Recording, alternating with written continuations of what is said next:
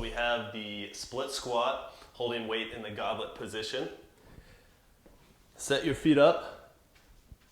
So as you go down, they end up at about 90 degrees, both knees at the bottom. Again, we're gonna stay tall. This time, instead of moving your feet, you're keeping them stationary. Inhale on the way down. Exhale on the way back up. You can use a pad under your knee if you have one, or you can just lightly tap the knee down to the ground. All right, guys, you're all set.